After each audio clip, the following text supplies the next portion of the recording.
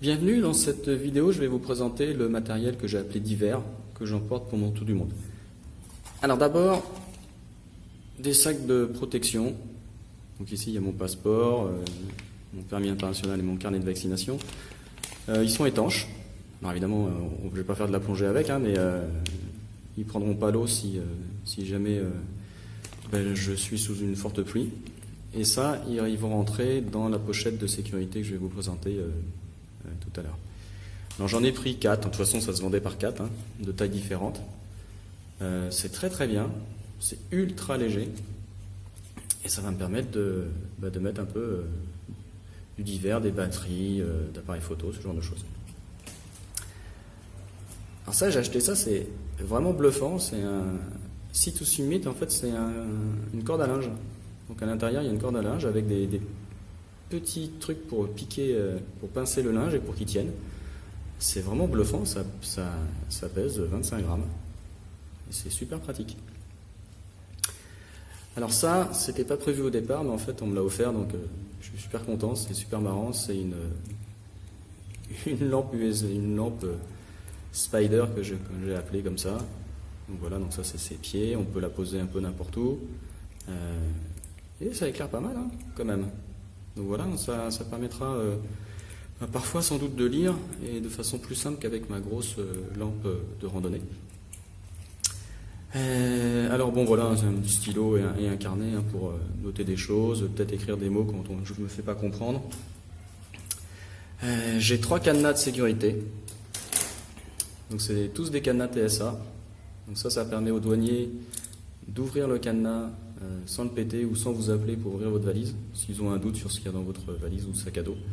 Alors moi ça m'est arrivé en Nouvelle-Zélande. En fait j'avais pas de cadenas TSA et ils pensaient que j'avais une bouteille de gaz dans ma valise.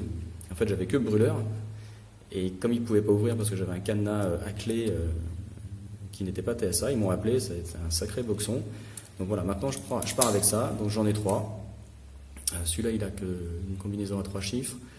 Donc il y en aura un pour mon sac à dos, en tout cas la protection du sac à dos, un qui va se retrouver sur mon sac de tous les jours, et puis un autre par exemple pour le casier dans les auberges jeunesse.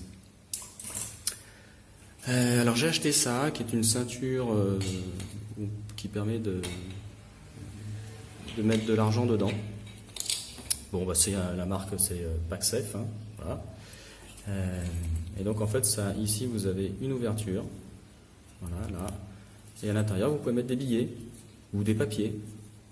Bon, c'est une ceinture, ça ne permet pas de mettre un passeport ou une carte de crédit, mais voilà, je trouvais que c'était pas mal. J'ai la ceinture, la poche ventrale, je dis de sécurité, par contre là on peut mettre beaucoup de choses puisque c'est assez grand à l'intérieur, donc il y a 2 parties. Là c'était déjà ouvert, voilà. Et donc c'est là dedans que je vais mettre mes papiers quand je suis obligé de me promener. Alors ça se met sous le t-shirt, et donc si on vous agresse, si l'assaillant n'a pas l'idée de soulever votre t-shirt ou quoi que ce soit d'autre, vous gardez vos papiers, votre passeport, votre carte de crédit, c'est quand même vachement important. Et si vous faites agresser, peut-être qu'il vous prendra votre argent, mais pas ces papiers-là. Alors ça, bon, c'est le petit coussin pour la nuque dans les transports en commun ou dans l'avion. C'est gonflable. Je n'ai jamais utilisé. Ça va être la première fois, mais comme je vais faire beaucoup de trajets en bus et en avion, ça sera pas mal. Peut-être que je le prendrai aussi pour la randonnée, on verra. Ça c'est tout récent, j'ai acheté ça. Donc c'est des sacs c'est des poches ultra légères. Ça permet de voir ce qu'on a dans son sac à dos. Donc c'est pas mal. Parce que j'avais un modèle Decathlon mais opaque. Alors évidemment le modèle Decathlon il est un peu plus résistant à l'eau, celui-là pas du tout. Mais c'est bien, ça permettra aussi peut-être de mettre mes affaires sales et de les différencier du reste du sac à dos. Voilà, donc j'ai acheté un modèle moyen et un modèle... non, ça c'est le modèle moyen et l'autre c'était le modèle small. Voilà, ça pèse 10 grammes, c'est super. Ça, c'est le petit fil petit câble de protection. Par exemple, dans les transports en commun, j'attacherai mon sac à dos avec, ce qui permettra d'être un peu plus serein quant à d'éventuelles tentatives de vol. Ça, c'est le sursac pour le sac à dos. Et il se ferme entièrement.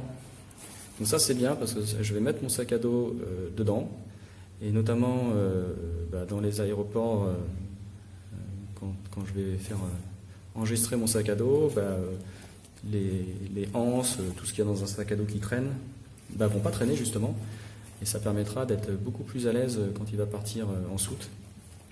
Et ça me permettra aussi, quand je partirai en randonnée, par exemple de mettre des affaires dont je n'ai pas d'utilité en randonnée, de laisser ça à l'auberge de jeunesse, pourquoi pas avec le câble de sécurité, et comme il se ferme, j'aurai le petit cadenas, et donc j'aurai moins lourd à porter dans mon sac à dos. Donc voilà, donc ça c'est pas mal, et puis ça va bien protéger aussi des saletés. Voilà. Et pour finir, ça c'est le sac de tous les jours. Alors moi j'ai pris un modèle Pacsafe. J'aime bien leur système chez Pacsafe. Je trouve qu'ils ont des bonnes idées.